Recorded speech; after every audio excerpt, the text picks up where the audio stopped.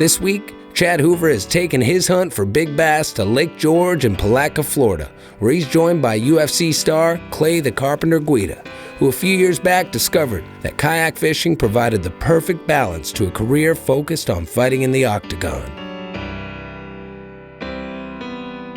Today I'm out here kayak fishing in, I guess, central and northern Florida in Lake George. And I've been kayak fishing now for, I think, probably around 3 years or so, and I fell in love with it immediately. My Uncle John Lucarelli brought me out, and my cousin Michael, his son, and they're like, here, try this thing out. And I was always, fishing off the shore. I bought myself a cheap little bass boat back home, but just growing up in northern Illinois, there was a bunch of private lakes and ponds I wanted to get into that just weren't as accessible with by foot or with a bass boat. So I tried out the kayak, and my uncles, and I mean, literally I fell in love with it immediately, and I never looked back. So I went out and bought myself my first kayak, and I think I've used my little bass boat maybe a handful of times since then. And it's just been one of those things, I think you're more one with nature, fishing in the first place, but being able to get into spots you're not able to with a boat. Hey, Bubba. About time. It's only took me till lunchtime.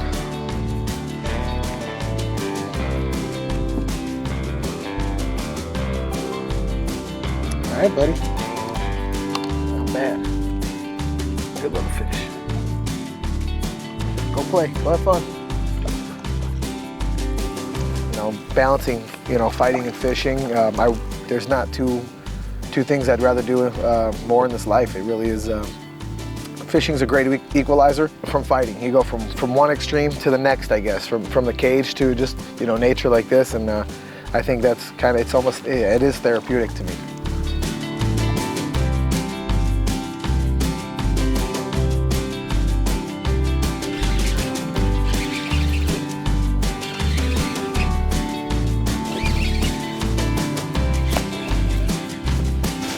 This one comes with his own salad.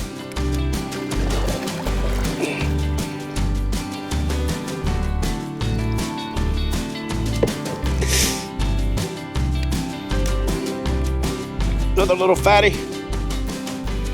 Feels healthy. Starting to get aggressive. That's part of the game, though, when you're fishing in the transition. Just finding the fish. So the one thing you always got to be cognizant of when you're casting into shallow waters, especially around cypress stumps along the bank in Florida, is these little guys right here. And their mama. So these are old enough that they're away from their mom now, but when you see the little ones, be very wary that there's probably a big old sow somewhere not too happy with you being there. But that little guy right there will definitely eat a topwater frog like this one did.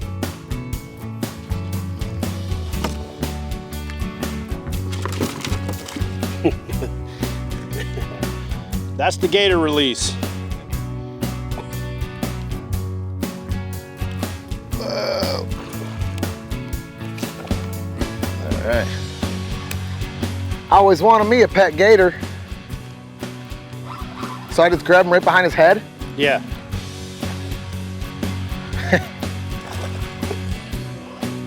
So just grab the back of it, huh? The back of the head. And he can't whip his neck around? Not as long as you grab him by the skull.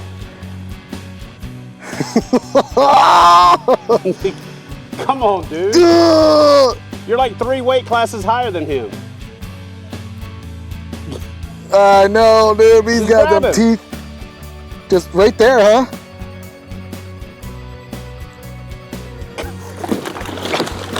Yeah. Come on, get over here. Here, let me show you how to do it. When they say there's 1,000 pounds of force in, a medium-sized alligator, they're not kidding. Those are just little guys, but I wouldn't want to get my fingers stuck in their mouth. That's why I kind of screamed like a little girl at first, but that was just for show. I just punked out on the camera. Dude, I had us for a second. All right, show me how it's done. Come on, Chatter. I got to get a little closer. Yep, I get over to you. The guy obviously isn't scared of anyone, but we now know that that doesn't translate to anything. I always wanted a pet gator. Hey, Mom. No hands. This is for my boy Brad Fox. We call him T-Rex, or alligator arms.